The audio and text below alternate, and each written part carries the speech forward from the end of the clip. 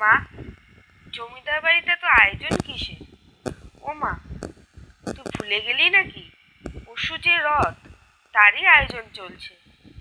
রথ? তার মানে তো জমিদার বাড়িতে বেশ খাওয়া দাওয়া হইল হবে, বলো মা। তা হবে হয়তো।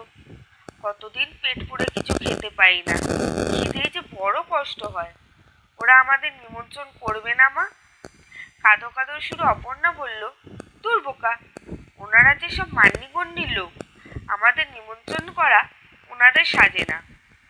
কিন্তু মা, টিঙ্কু, বুবাই, টুকাই, ওদের যে নিমন্ত্রণ করলো। অপর্ণা মুখে কোনো কথা নেই, শুধু কুড়ে ঘরে ভাঙা জানালা দিয়ে বাইরের দিকে তাকে আকাশ পাতাল কত কিছু যেন ভেবে চলেছে। অপর্ণার ছোট্ট ছেলেটি তখন ঘর থেকে বেরিয়ে গেল জমিদার বাড়িতে যদি একটু কাজ করে দিলে তারা নিমন্ত্রণ করে সেই আশায়।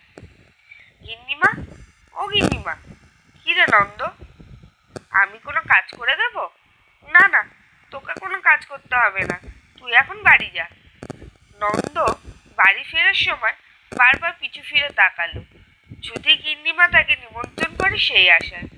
নন্দ ফিরে এসে মায়ের কাছে কাঁদো কাঁদো হয়ে বলল, মা, আমি জমিদার বাড়িতে গিয়েছিলাম কাজ করতে, জানো, তবু ওনারা আমাদের নিমন্ত্রণ করলো না।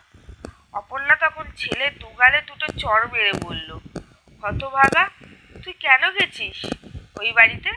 তোকে তো বলেছি ওই বাড়িতে কাজ করা আমাদের সাজে না।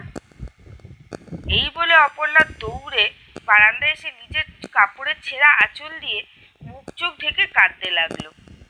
ঠিক সেই মুহূর্তে অপর্ণার স্বামী নগেন বাড়িতে ঢোকার পর জিজ্ঞেস করলো, কি হয়েছে? তখন অপর্ণা সব খুলে বলল। তখন নগেন বলল, নন্দ তো ছেলে মানুষ, ওর আর কি দোষ বলো? বাবা মা হিসেবে আমরাই যে অক্ষম, যে যে ছেলেকে দুবেলা দুমুঠো খেতে দিতে পারি না। সেই রাতে নন্দ কাঁদতে কাঁদতে প্রায় ঘুমিয়েই পড়ল। ঠিক তার পরের দিন সকালে জমিদারের পেয়াদা এসে অপর্ণা অপর্ণা বলে ডাকতে লাগলো। অপর্ণা প্রায় ভয় পেয়ে বাইরে এসে দাঁড়ালো। তখন জমিদারের পেয়াদা বলল, কাল রথ, জমিদার বাড়িতে তোমাদের রথের নিমন্ত্রণ রইল। নন্দ তখন ঘর থেকে বেরিয়ে একগাল হেসে ফেলল।